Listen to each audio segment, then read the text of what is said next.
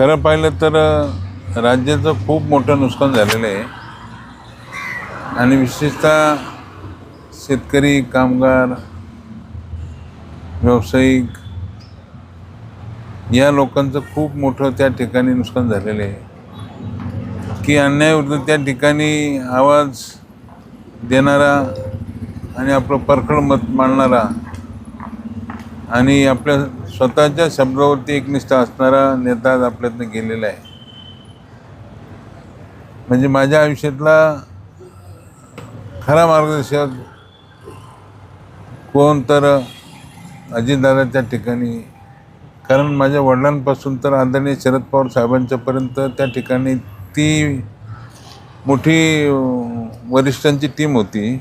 पण अजितदादा 1990 नंतर या क्षेत्रामध्ये, या परिसरामध्ये आल्यानंतर खासदार झाले 91ला आणि तेव्हापासून या शहराची जी काही जडणघडण जी केली त्याचा मी खरा साक्षीदार आहे की पहिलेला नेता, काम करणारा नेता कसा असावा तो अजितदादासारखा असावा.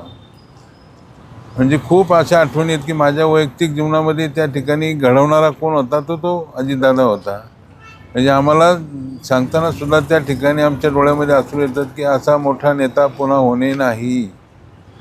कारण शेवटी कोणाला कमी केलं या शहरामध्ये, सर्वांना भरभरून देण्याचं काम त्यांनी दादांनी केलेलं आहे.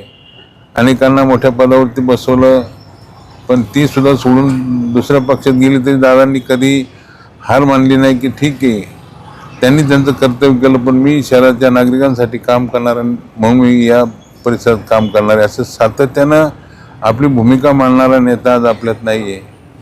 म्हणजे आज ही जी परिस्थिती झालेली ती अत्यंत, घटना जी झालेली ती अत्यंत दुर्दैवाची घटना आहे. मी शब्दाने त्या ठिकाणी बोलू शकत नाही, पण जी घटना झालेली ती घटनेची चौकशी व्हावी. या राज्याचे मुख्यमंत्री देवेंद्र फडणवीस असेल, राज्याचे आणि त्याचप्रमाणे राज्याचे सर्व पक्षीय नेते मंडळी असतील, त्याचप्रमाणे देशाचे पंतप्रधान नरेंद्र मोदी साहेब असतील किंवा अमित शहा असतील, या सर्वांनी त्या ठिकाणी या अपघाताची सखोल चौकशी करावी. कारण हा नेता कधी हार मानणारा नव्हता, कधी त्या ठिकाणी दुसऱ्यासमोर झुकणारा नव्हता, आपल्या मताशी ठाम असणारा, पण राज्याच्या नागरिकांच्या हितासाठी निर्णय घेणारा नेता कोण होता तो अजितदादा होता.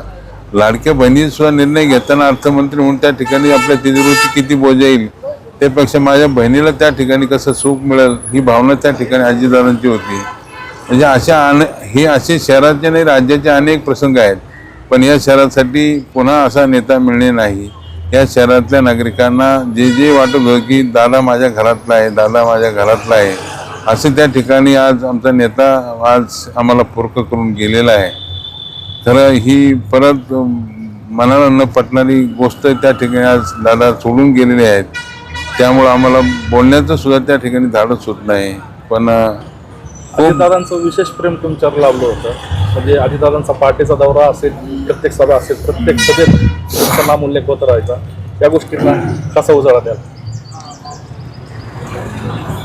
काय आता उजाळा देणारच माणूस नाही तर काय उजाळा देऊन त्या ठिकाणी आयुष्याची त्या ठिकाणी आमच्या घरावरती तर विशेष प्रेम होतं.